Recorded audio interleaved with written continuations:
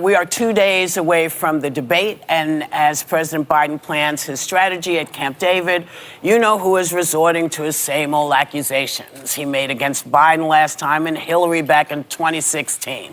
Take a look. We should take a drug test prior, because I don't know what's going on with her, but at the beginning of her last debate, she was all pumped up. I'm willing to take a drug test. I think he should too. People say he was on performance-enhancing drugs. A lot of people have said that. He's sleeping now because they want to get him good and strong, so a little before debate time he gets a shot in the ass. Joe Biden knows how to do this. Yes. He knows how to do this. He's quite good at this. And, you know, you can't refute anything with him because he just, when I say him, I mean... He rambles. Trump. Yeah. He tends to just... But can I mention one thing? Because Trump is out there calling... Did you say his name? I said his name. Oh, Yeah, it was a trick and it made me do it. But I'm just saying that that Biden knows what not to do. Mm-hmm. You can't refute that man because he just spins and spins and spins. Yeah. All you can really do is talk about what you do. Right. And how you do what you do. But he should do it like... May I ask, are there going to be fact checks in real time during this debate? They always have fact checks. It's whether they that? reveal it in real time, because that's hard to do. Well, they're scared of Jake. Well, maybe... All right, guys, so we got to talk about Vivek Ramaswamy, somebody that we have not talked about on my channel in a long time. I remember covering Vivek on almost a daily basis when he was running for president. I think that Vivek is a rising star. I hope and pray that Trump actually picks him for VP, even though it's unlikely to happen. Although there has been a lot of speculation that Vivek could be the pick because he will be at the debate with Trump when he goes to Atlanta to take on Joe Biden plus the CNN moderators, which is what this video is really about, which is the fact that everybody knows that this debate is going to be rigged against Trump, okay? But Trump has stepped up and he's doing a debate anyways because if he didn't agree to this, then there probably would be no debates, okay? I mean, that's just the honest to God truth. The mainstream liberal media, if Trump did not agree to Biden's terms, would be trashing Trump and say, oh, he's afraid to debate Biden because Biden is as mentally sharp as ever, right? This is what they be saying, okay? So again, this is why Trump should get a whole lot of credit for agreeing to go into enemy territory and to take on Joe Biden plus the liberal media establishment by himself, okay? I'm just saying, no matter what happens in regards to the outcome of this debate, I think that Trump definitely deserves credit for agreeing to it because these rules are not really set up in Trump's favor outside of the fact that there is a debate, period. Because, again, you know, Joe Biden, regardless of the format, if he talks for an extended period of time, let's say out of this 90 minutes, Biden talks 60 minutes, there is a decent chance that he will look like an old, senile man that belongs in a nursing home rather than in the White House, okay? And I think that is the key to victory for Trump because I believe otherwise, if Trump is doing most of the talking, then you're going to have a whole lot of back and forth between the CNN moderators and Trump. They're going to want to talk about everything except what the American people actually care about, which is immigration, the economy, crime, education, all of these issues that Democrats are struggling with. CNN is going to make sure that they avoid these conversations. And I wouldn't be surprised if it gets to the point at the debate where Trump is just hammering Biden on his record. Again, especially on the key issues, CNN is going to cut his mic. They're going to try to piss him off. They're going to try to make him seem unhinged.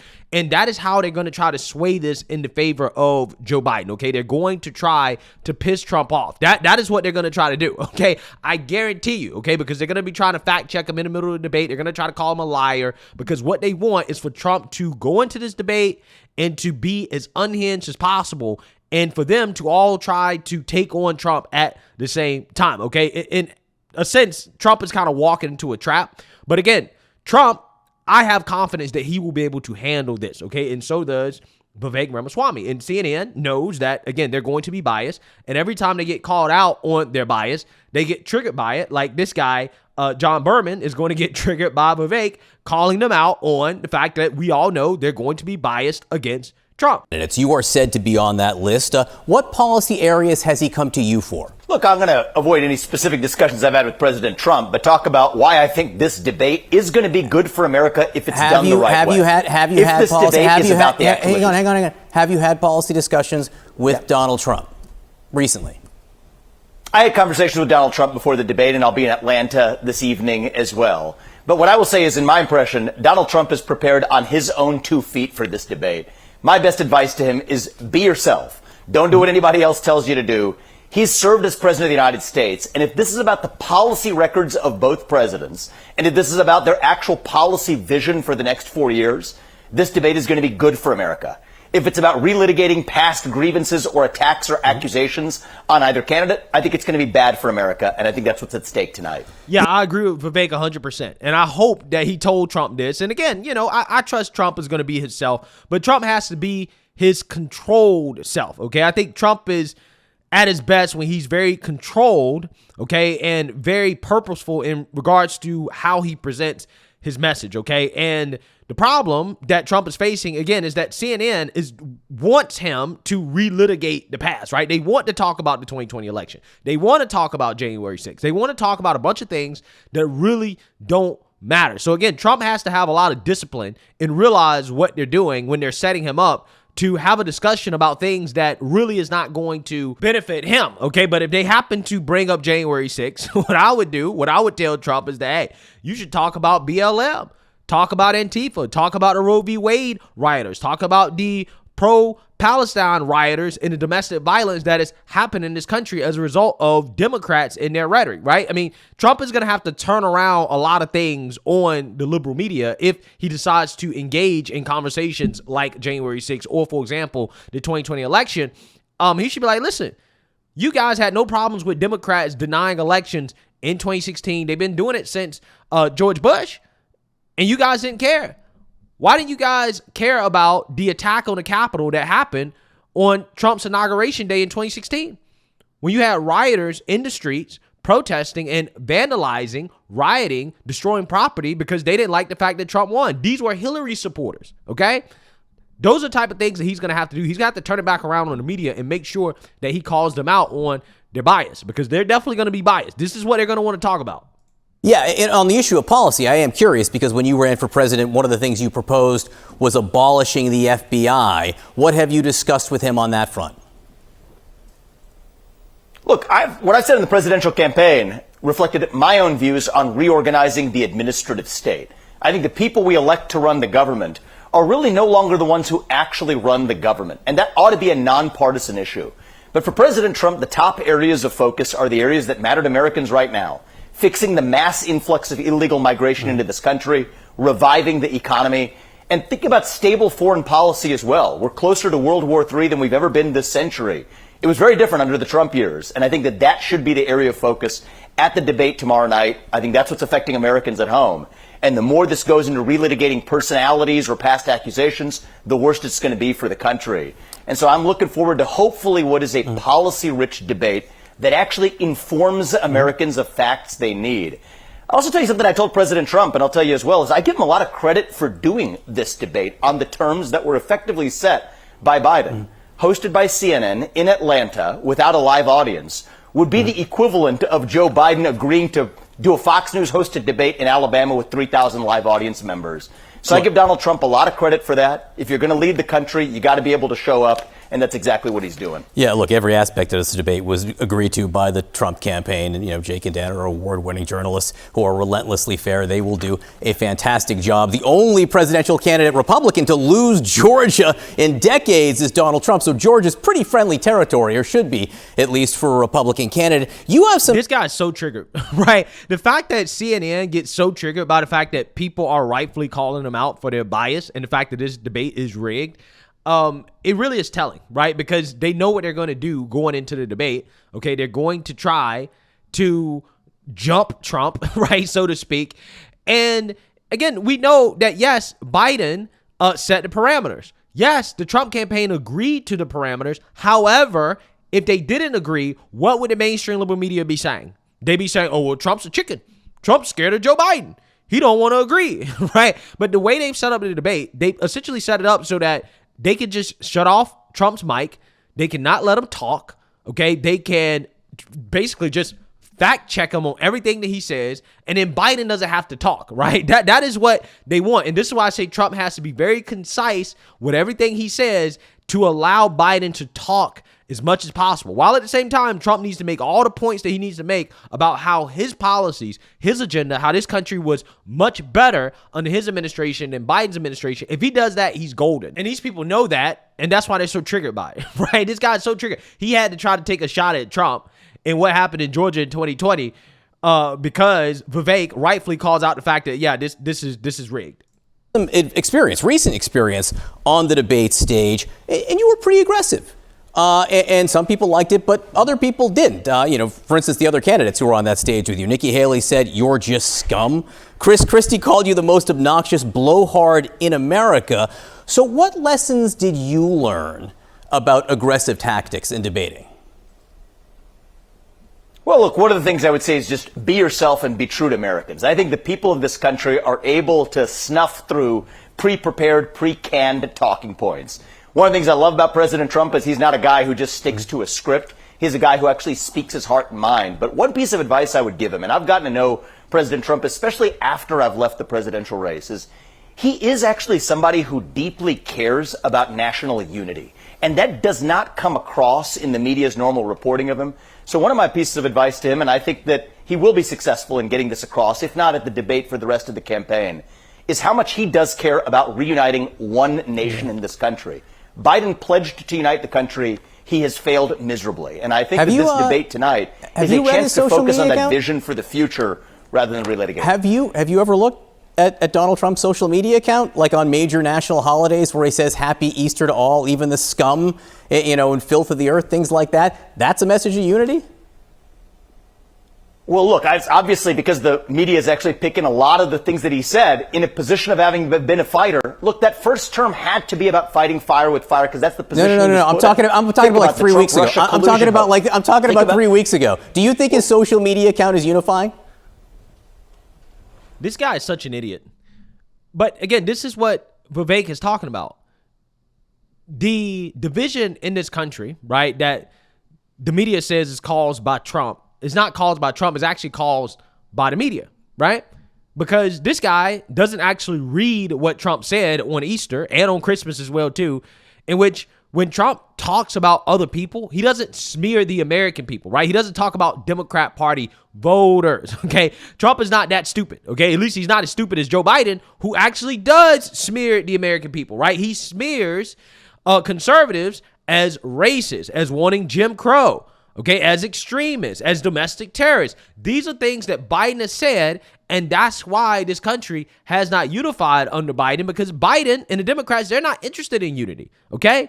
Trump's message is very unifying if you actually listen to his message without the media spin. But when you have the media spin, which is what this guy just did, okay, referencing Trump Truth Social post, but didn't actually quote the post, because if you actually quote the post, you'll see, oh, he's talking about Democrats, right? He's quite literally talking about his political opponents, okay? He's not talking about Democrat voters. He's not talking about everyday people, okay? He's talking about Democrats, elected officials, which is, again, much different than what Biden has done, which is to attack MAGA voters or to attack Republican and conservative voters. Again, these people are such hacks, man, and they show you every time how biased they are. This guy has no smoke. He's never asked any Democrat, hey, are you concerned about how divisive Joe Biden is? The fact this country is more divided than it's ever been, even though Trump is not in the White House, even though we spent 4 years telling the country that the country is divided because of Trump. Even though when Trump left, the country got much worse in a lot of key areas. Again, it's amazing. Look, I don't think social media is set up to be unifying, period. And that's not a left-wing or a right-wing point. That's a 280 characters point. But I'm revealing a point that I think is counterintuitive to a lot of people, but is important. It's counterintuitive because they don't revitalizing the greatness of America and uniting this country. And I think that's important. Okay. Well, look, I think that's a big part of what the debate provides an opportunity for is so much of what the public gets, and this is what I learned through the presidential campaign. I think it's a sad feature of American democracy today. So much of what the public gets, John, is through filters. Either the filters of algorithms, the filters of cable news. And that's why I think these debates are unique moments where if people actually watch it directly from the candidates, they get to assess for themselves who those candidates really are. And the more this is about the vision for the next 4 years and taking advantage of a unique opportunity that Americans have not had in more than a century. This is a once-in-a-century opportunity to say you have two presidents, both of whom have 4-year records. 100%. Compare 4 years of Trump with 4 years of Biden. And I think that's a rare opportunity that ought not be squandered by personality-based accusations. That's what a successful debate looks like. 100%. This debate is an unbelievable opportunity for voters to look at both candidates and assess that. I think that is indisputable at this point. Again, people should go look at Donald Trump's social media account, which is unfiltered. He writes it. America sees it. There's no filter there. They should look at Joe Biden's social media accounts and his speeches as well, too, right? If that's the game they want to play. Again, this guy pretends that Biden's not divisive at all.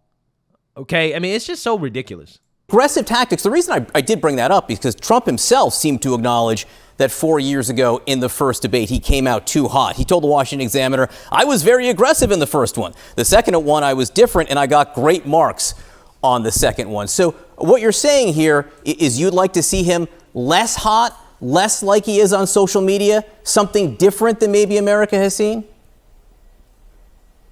I'd like him to be just himself so Americans can actually see it directly for themselves rather than through the filters. Sometimes that may require aggression. But there's an expression in my own family, I talked about it in the campaign trail, and I think Donald Trump embodies it as well. You have to be strong enough to protect your kindness. Strong enough he is, and most Americans know that about him, that he's a fighter. But I'd like for Americans to also see the side of him that I've had a chance to see since I've left this race, which is that Trump also cares about leading the entire nation, and yes, dare I say, uniting this country. That part I don't think has come across through the filters. I do hope it comes across tomorrow night at the debate. And the reality is this. The last debate, let's talk about a lot of the things that happened. This is last time around during COVID. There were claims that Biden made that he had no involvement in his son's dealings. We were in an era of social media censorship. We were in an era where the Hunter Biden laptop story was suppressed on the eve of the last election. I hope everybody has learned those lessons of the past to say that, you know what, we're not going the way of censorship this time around. We're not going the way of distorting the information the public gets. This time around, as a country, let's learn from our mistakes of the past, give the information to the voters so they're able to make their own decisions. And one of the things I really worry about for the country right now, John, is this. I think it's a very real possible scenario, is that Biden's coming in, you talk about coming in hot, probably going to call Trump a convicted felon. Facts. Well, let's play this out. A lot of legal experts believe this is going to be overturned on appeal or by the Supreme Court. And I worry about a scenario where, God forbid, we have another election. If Biden won it by a narrow margin and then the Supreme Court overturns it after the fact, and we know that actually affected the views of voters, I worry about this country. That's even worse than the suppression of the Hunter Biden story on the eve of the last election. So this time, let the voters have the facts, and I hope this country, from the media to the political establishment, has learned the failures of 2020 to do right by Americans this time around. Well, look, I think it's refreshing to hear you say you want people to respect the results of the election, and I'm glad you also want people to see both candidates unfiltered, without the filter of, say, a presidential rally, like people get to hear former President Trump talk a lot. We will see this debate tomorrow night right here on CNN. Vivek. Wow. Again, you can clearly see this guy is Trump deranged, okay? He has to continue to take shots at Trump no matter what, instead of just staying neutral, right, and saying, well, you know, Biden and Trump have said things on social media, okay, that people find to be divisive or whatever. No, he can't do it. Well, it's only Trump, right? This is what they do, and this is what they're going to do at the debate. So I definitely think that Trump should be aggressive going after the moderators if they start to pull some funny business, right? If they start to cut his mic unjustifiably, okay, just because he's, you know, destroying Biden, which I think that that's probably what they end up doing, then yeah, he should call them out, right? If they start just fact-checking him and rebutting all the things he says, not really letting him make his points without pushing back against them, but they never push back against Biden, they just let Biden ramble and to say whatever he wants to say, yeah, he should definitely call them out and be aggressive with moderators. Now, in regards to Biden, because again, Biden seems to be a senile old man, he might not want to be as aggressive when it comes to talking about Joe Biden, but he definitely wants to be aggressive when talking about the policies, right? If he doesn't make it personal, if he just sticks to the policies, then Trump will be golden. But again, you know, Trump is going to be himself. I hope that he be himself. I just hope that he's a controlled version of himself, because that is the best version of Trump, and that's the Trump that I want to see. I want to see him go in and tactfully take down the moderators and Joe Biden, who he will be debating against. So let me know what you guys think. Make sure you like, comment, and subscribe. Most importantly, share a Black conservative perspective. Peace.